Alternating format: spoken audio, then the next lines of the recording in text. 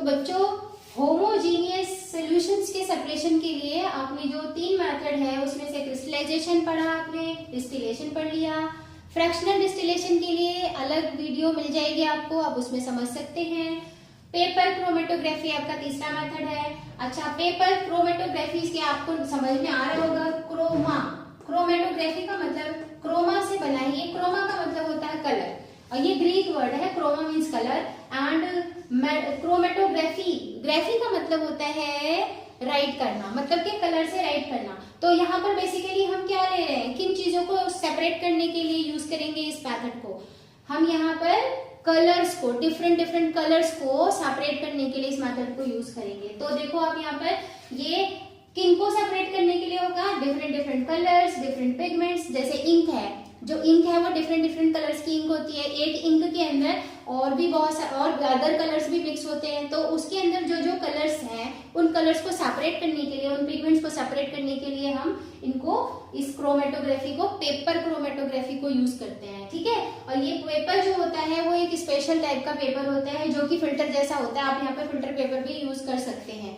तो paper chromatographic paper बोलते हैं उसको, वो यहाँ पर यूज करना है। ठीक है, अब यहाँ पर डिफरेंट कलर जैसे डाइज है ना, डिफरेंट कलर्स हैं, पहले इंक है, उनको, उनके अंदर जो कलर्स हैं उनको सेपरेट करने के लिए इसको यूज किया जाएगा। ठीक है, अब यहाँ पर होता क्या है कि एज यू नो कि जो कलर्स होते हैं उन कलर्स का जो अपना सॉल्वेंट है, ये जिसके ऊपर वो गिर गए हैं, है ना, उनके साथ वो बहुत तेजी से फैलते हैं, कभी कभी धीरे भी फैलते हैं। तो वो कितना तेज उसमें फैल रहे हैं और कितना धीरे फैल रहे हैं, उस प्रिंसिपल के ऊपर ये बेस्ड है।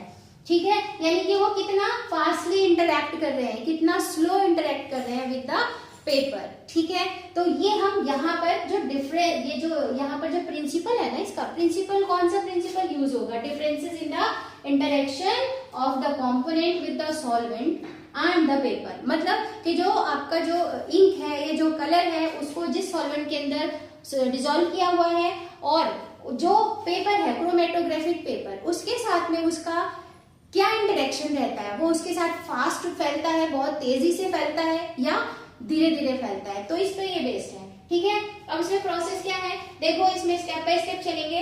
सपोज आपके पास एक क्रोमेटोग्राफिक पेपर है, आपने ले लिया वो, ठीक है, तो यहाँ पर आपके एक्सप्लेनेशन में, आपका जो एक्सप्लेनेशन है वहां पर देखो, उसमें क्या लिखा है, एक जार लिया हुआ है, उस जार के अंदर क्या है, एक क्रोमेटोग्राफिक पेपर है जो कि लगभग 2 या 3 सेंटीमीटर चौड़ा ले लेंगे इसको। ठीक, अब इसमें यहाँ पर क्या करेंगे कि सबसे निचले वाले पार्ट पे एक हम हॉरिजॉन्टल लाइन ड्रॉ करेंगे। तो यहाँ पर भी देखो पहला स्टेप लिखा हुआ है, take a chromatographic paper, draw a horizontal line at the lower part. तो यहाँ पर क्रोमेटोग्राफिक पेपर के अंदर हमने एक छोटा सा हॉरिजॉन्टल लाइन ड्रॉ कर लिया है। अब इस जो लाइन ड्रॉ किया है, इस पे क्या करना है, जिस भी कलर को आपको सेपरेट करना है, जिस, मान लो आपके पास इंक है, ठीक है, तो इंक जो है वो बनी होगी 2 कलर से, 3 कलर से मिलके बनी होगी, है ना, तो उसके अंदर के कलर्स को आपको सेपरेट करना है। तो वो कलर जो है ना, वो कलर, उस कलर का स्केच पेन ले लो, और उस स्केच पेन से यहाँ पर एक, ये देखो यहाँ पर एक स्पॉट बनाओ। ये स्पॉट बनाया है, और कहाँ बनाएंगे, ये हॉरिजॉन्टल लाइन पे ही बनाएंगे। ठीक है, हॉरिजॉन्टल लाइन के ऊपर सेंटर पे बिल्कुल ये स्पॉट बनाएंगे। अब ये जो स्पॉट बनाया है, ये स्पॉट जो है, ये क्यों बनाया हमने, क्योंकि हमको इसी स्पॉट के अंदर जो कलर है ना, इसी के अंदर जो कलर्स है उन्हीं को सेपरेट करना है, इसलिए हमने ये स्पॉट यहाँ पर बनाया है। ठीक है, अब उस क्रोमेटोग्राफिक प्लेट को हम इसमें डिप करेंगे, और डिप नहीं करना है, कितना डिप करना है, बस ये इतना ही डिप होना चाहिए कि ये जो हमारा हॉरिजॉन्टल लाइन जहाँ ड्रॉ की थी, ये डूबे ना, ये ऊपर रहे, पानी के ऊपर रहे। ठीक है, तो लिटिल वाटर लेना है गैस जार में। ठीक है, should be below the spot. ठीक है, water should be below the spot. उसके बाद स्टेप बाय दूसरा, नेक्स्ट स्टेप क्या होगा, अब आपको यहाँ पर जैसे ही आप इसमें स्ट्रिप को यहाँ पर डालेंगे, तो आप क्या देखोगे कि वाटर जो है वो ऊपर की ओर चढ़ना शुरू करेगा, और जैसे जैसे वाटर ऊपर की ओर चढ़ना शुरू करेगा, यहाँ पर जो स्पॉट के अंदर जितने भी कलर्स होंगे वो कलर्स भी ऊपर चढ़ना शुरू करेंगे, और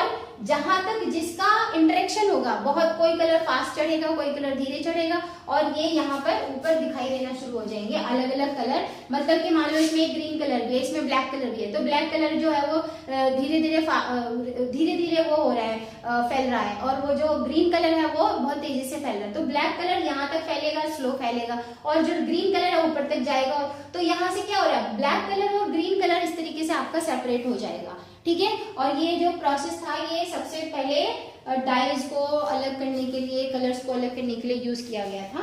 ठीक है, तो यहाँ पर बेसिकली इंक पेन, आपने देखा होगा कि आपके जो कॉपी होती है उस पर अगर कोई पेन या इंक गिर जाए तो उस पर भी फैल जाता है, और थोड़ा सा उस पर पानी डाल दो तो और ज्यादा फैलता है ना, वो पानी से और ज्यादा फैलता है। तो इसका मतलब क्या हुआ, जो इंक है उसका इंटरेक्शन आप देखते हो सॉल्वेंट के साथ, है ना, तो वो इंटरेक्ट करता है। तो जैसे जैसे पानी ऊपर चढ़ेगा इस फिल्टर पेपर में, वैसे वैसे ये इंक भी ऊपर चढ़ेगा या ऊपर की ओर भागेगा। तो यहाँ पर कौन सा प्रिंसिपल है, कौन सा, see how the fast different colours move with the flow of the water. Water के साथ साथ कौन सा कलर कितना फास्ट भाग रहा है, ऊपर की ओर फ्लो कर रहा है, ये देखना है आपको। और इससे ही आपका सेपरेशन क्रोमेटोग्राफिक प्लेट की हेल्प से हो जाएगा। तो ये था आपका पेपर क्रोमेटोग्राफी, और ये था आपका होमोजेनियस सॉल्यूशंस का सेपरेशन करने के 3 तरीके, 3 मेथड्स। ठीक है, अब हम नेक्स्ट क्लास में करेंगे हेट्रोजीनियस सॉल्यूशंस को सेपरेट करने के तरीके पढ़ेंगे।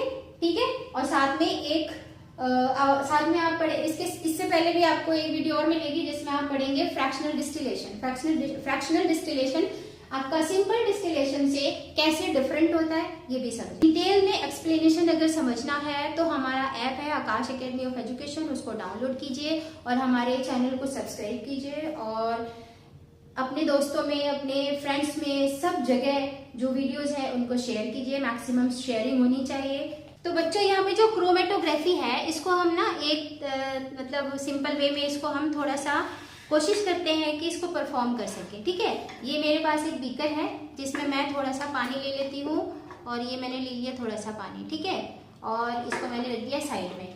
अच्छा, ये मेरे पास है फिल्टर पेपर जिसको मैंने फोल्ड करके और दोनों तरफ स्टेपल करके इसको मोटा सा स्ट्रिप बनाया है, और इसमें ऐसा करते हैं कि हम यहाँ निचले पॉइंट पे एक हॉरिजॉन्टल लाइन खींच देते हैं। ठीक है, मैंने खींच दी इसमें एक लाइन, जो कि पेन से या पेंसिल से आप कर सकते हो, पेंसिल से मैंने खींच दी लाइन। ठीक, ये रही मेरी लाइन। अब आई होप आपको दिखाई दे रहा होगा, ये लाइन मैंने हॉरिजॉन्टल लाइन खींच दिया। और अब इस पे सेंटर पे बिल्कुल मैं रेड कलर से क्या करूंगी, एक ड्रॉप लगाऊंगी, इस पे एक स्पॉट लगा दूंगी। ये स्पॉट मेरा आपको क्लियरली विजिबल होगा। You can see this spot clearly, see, ये आपको स्पॉट आपको क्लियर विजिबल दिखाई दे रहा होगा। ठीक है, अब यहाँ जो ये स्ट्रिप है ना, इसको ये मैं ले रही हूँ बीकर, और इस पे मैं इसको डालती हूँ ऐसे, तो आपको कौन से एंगल पे क्लियर दिखाई देगा। ये मैंने इसमें डाला। ठीक, अब यहाँ पर मैंने ये डाला है, तो अब देखते हो कि पानी ऊपर चढ़ना शुरू हो गया है धीरे धीरे, और देखो कलर कैसे फास्टली मूव कर रहा है। देखो रेड कलर कैसे ऊपर जा रहा है, यू कैन सी दिस। ठीक है, तो इस तरीके से हम क्या देखते हैं कि जो इसमें रेड कलर के अंदर जो पिगमेंट है, रेड पिगमेंट, वो वाटर के फ्लो के साथ साथ ऊपर की ओर मूव कर रहा है। ठीक है, वाटर के साथ साथ ऊपर की ओर मूव कर रहा है फिल्टर पेपर में। तो ये मतलब यहाँ पर एग्जैक्ट सेपरेशन तो नहीं होगी, लेकिन आपको ये कंसेप्ट समझ में आ जाएगा कि पेपर क्रोमेटोग्राफी किस तरीके से होता है। ठीक है, देखो आप किस तरीके से ये ऊपर को फैल गया। ठीक है, ये आपका पेपर क्रोमेटोग्राफी, राइट।